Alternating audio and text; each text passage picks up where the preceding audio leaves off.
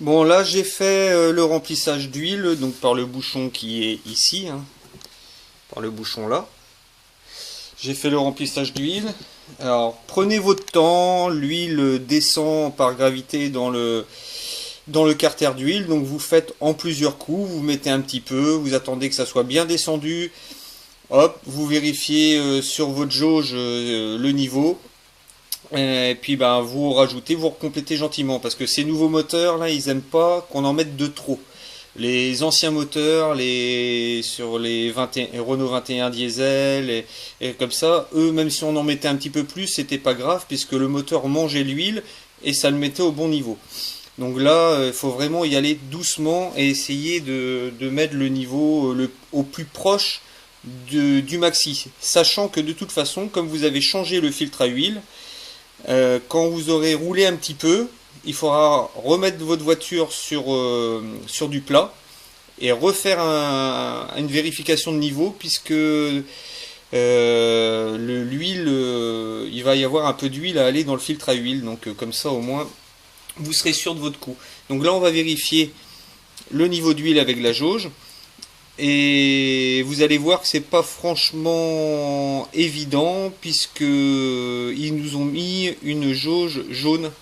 Donc comme l'huile est jaune, c'est pas franchement évident. C'est beaucoup plus facile une fois que le moteur aura tourné puisque sur une voiture diesel, l'huile devient noire très rapidement. Hop. Alors. Toujours garder sa jauge verticale. Si vous commencez à la pencher, c'est très très mauvais parce que l'huile va recouler, va remonter et ça va fausser la prise de niveau. Donc là, l'huile, et là, je dois être plutôt pas mal. Hop.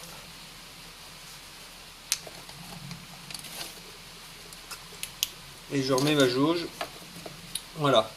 Bien sûr, je referai une vérification une fois que mon véhicule sera descendu de ses cales et qu'il aura tourné un petit peu, comme je vous ai expliqué avant, comme il y aura de l'huile qui sera partie dans le filtre à huile.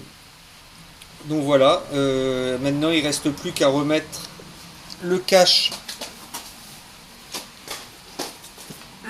qui est là-bas, la plaque qui va donc ici sous le moteur pour la protection du carter. Donc là c'est juste 5 petites vis avec une clé de 10 et rien de vraiment de compliqué. Donc normalement là c'est bon, la vidange est faite. Donc après on verra pour remettre le compteur de service à 0.